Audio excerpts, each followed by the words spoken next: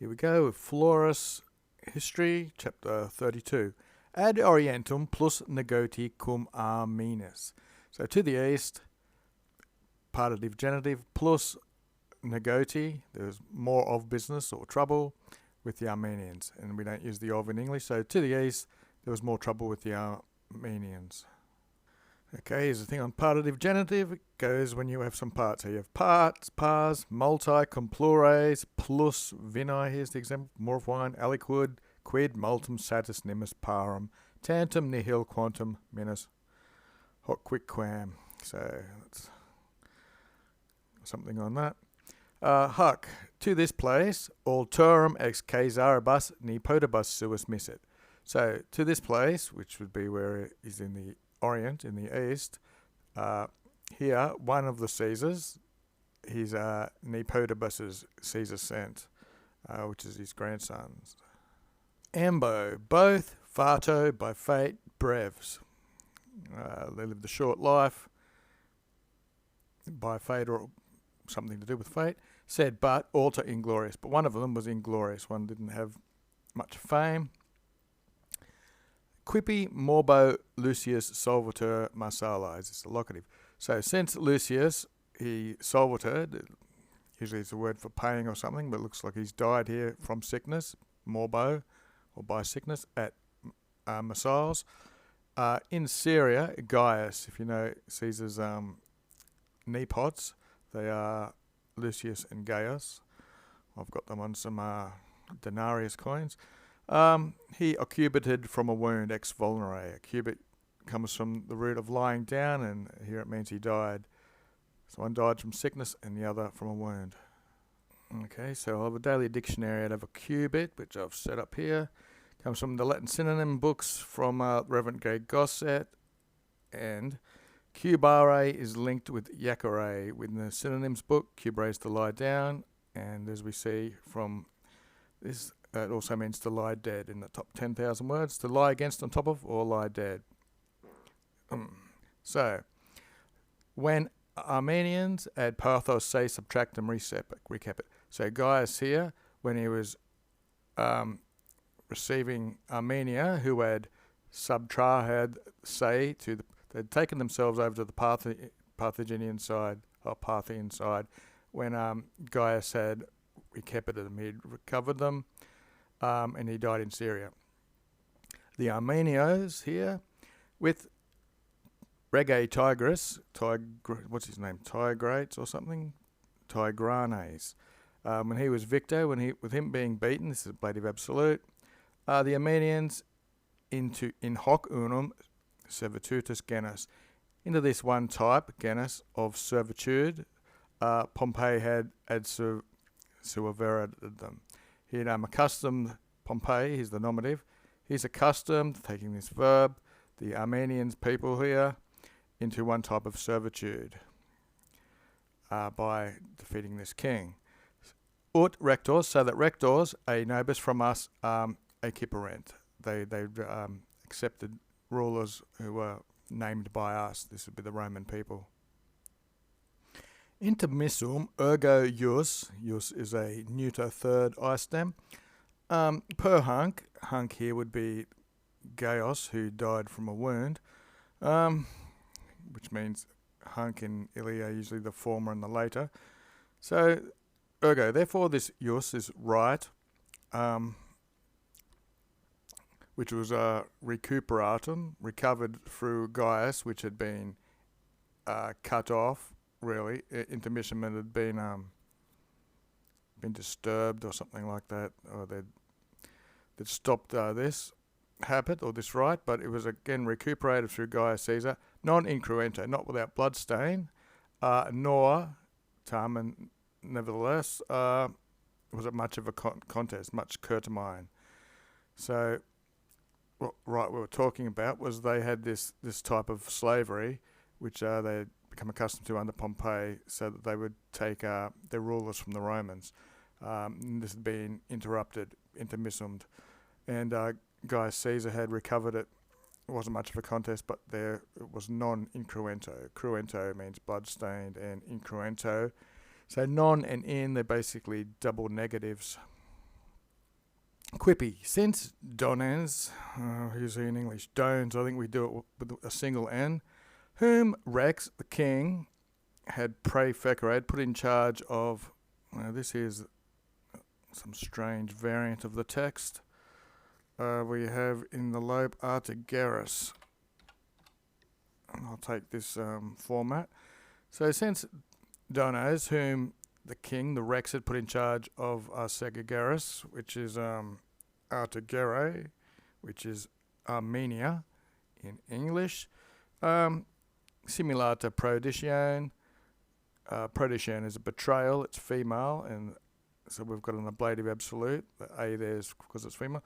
He made a pretense of betraying, so I'm guessing he's pretended he's betraying the Rex. He adortus, this is a past passive, or used as an adjective. He attacked the Verum. The Verum, I'm guessing, would be the wounded Gaius up here, who was intentum libello. He was intent on a little book, or he was reading a book, I'm guessing. Quam again. Ought to say that.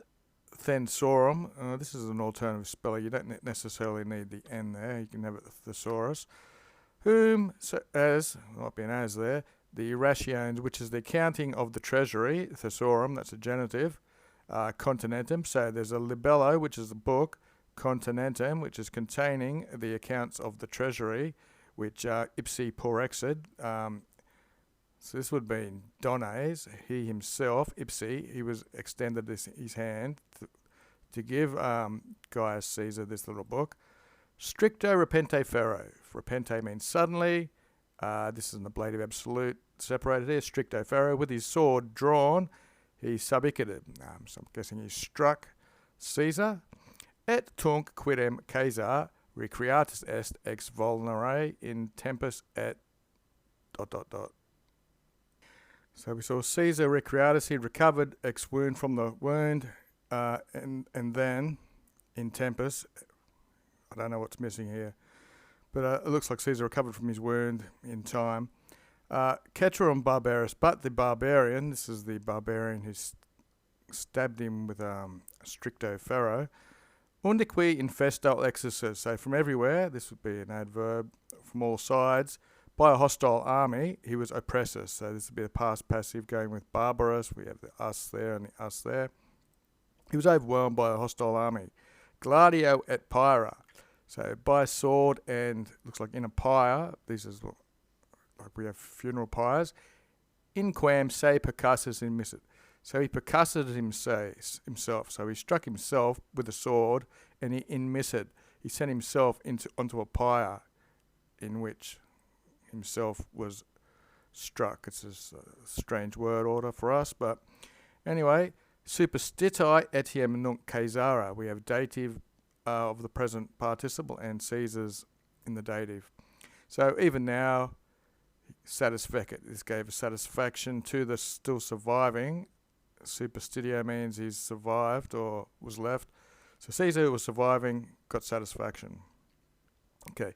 Subocasus pacata erat ferre omnis Hispania nisi quam Pyrenea desdentus scopulus inherentem Citerio ad lubat Oceanus.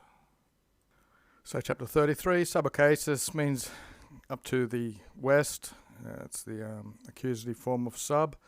Peccata erat ferre omnis Hispania. As we saw, ferre and firme both mean almost. So almost all of Hispania, with the A at the end of female, and peccata here was pacified. So to the west, nearly all of Spain was pacified or subdued. Nisi, except quam, which Pyreneae descendentis. This is the ending of Pyrenees, so where it desists. It's the boundaries of that place, which quam are inherentem, sticking to these rocks or cliffs. Citerio, this is a comparative, which means on this side or on this closer side where the ocean adlubat, so where the ocean washes up. Hic here dua validissime gentes, This is a superlative again. So two very strong, or of the strongest races, the Gentos, the Cantabri and the Astures. The Cantabri are the Cantabrians and the Asturians in English. Agitaban, this is where they live. They agitate their lives. Immune to the Empire of Rome. Immune imperii. So they don't really have much to do with Rome. Cantabrorum, so of the Cantabrians, it also prior, so they were the first in time, it looks like. They were acrior, which is a comparative, and more pertinax, so they were fiercer and more steadfast in rebellion, animus fuit, of their energy and their soul or whatever, or their enthusiasm. They were more fiercer and more steadfast. Qui who, non-contentus, non-contenti is the plural form, usually takes the infinitive. They were not content, libertatem suum defendere, to defend their liberty, proximus etiam, and even imperatare temptabent. So they even attempted to order about imperatare, their proximus. Those are the people who live proximate to them, their neighbours. And we've got a listing here. These are the qui. And who the hell are these people? The Vaciri and the Timogai. It's got a D in it in Latin. But in English it's Timogai without the D. And the Otrigones, Crebrus incursions. With frequent incursions they fatigue a banter. That's why this qui here is there. So they were even attempting to order about their neighbours, and qui, they were fatiguing these three people groups with frequent invasions. Might just scroll a bit. Where are we going down to there? In hos, it's the accusative, so towards these, igator therefore, quia, because vehementis agere nuntiabanta, it was announced, this is going to take the infinitive because it's a head verb, basically it's a report, because it was announced that they were agere, conducting themselves rather vehemently or aggressively, non est expeditio mandata. Caesar didn't mandate or entrust someone with an expeditio, but he sumped it. He took it up himself. Ipsi himself, Caesar, venated to Segisma. He came to Segisma and posited a castra. He pitched his camp, placed his camp. Inde then, tripertitio exercitu, that's the fourth declension again. So ablative absolute, he's made his army into three lines again. Triplicate man, anyway. Totem of Cantabrium and Plexus. So he embraced or circled all of Cantabria. How do you call that in English? Yep, Cantabria.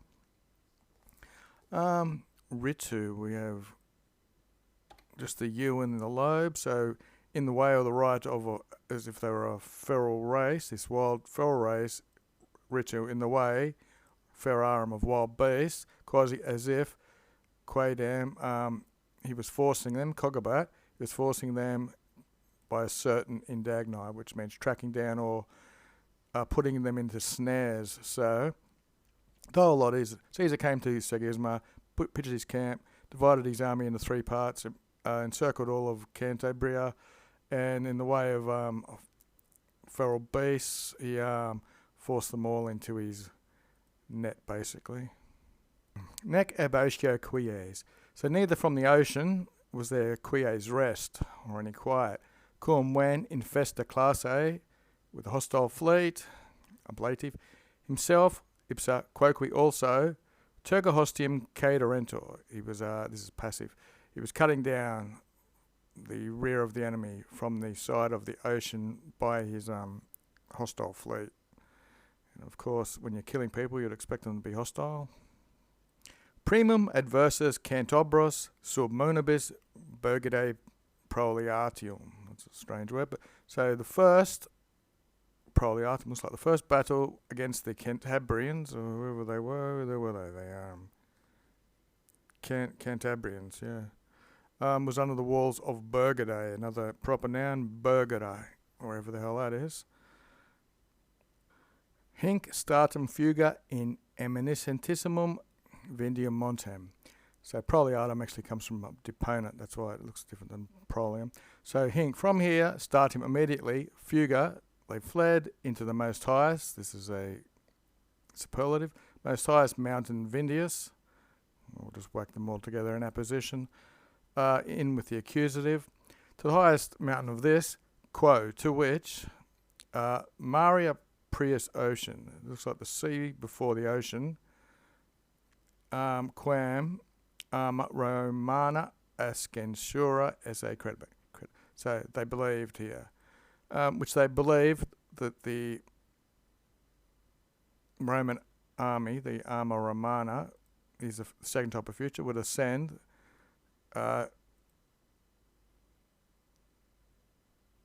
Prius and Quam here is separated.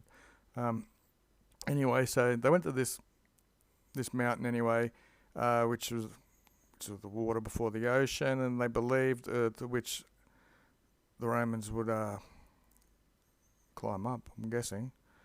I'll just have to read on, see what happens. Tertio, the third thing, we had primus somewhere, there's primum, so that was the first thing. And hinc, so then they fled. The third thing, Araculum Opidum, this town called Araculus or whatever, repugnant. It fought back magnavi with a great force. Tama, nevertheless, it was captum. Postremo, finally, fuit captum. It was taken. Obsidio, this is a besieging of Mount Medulla. What do you call it in English? You could Google it. Medullus, it's called. And the town was Aracelium. There we go. Quem, which, perpetua quindecim millium fossa. So perpetual just means very long. It comes from our English word. Quindecim was a 15-mile fossa, a 15-mile ditch or something.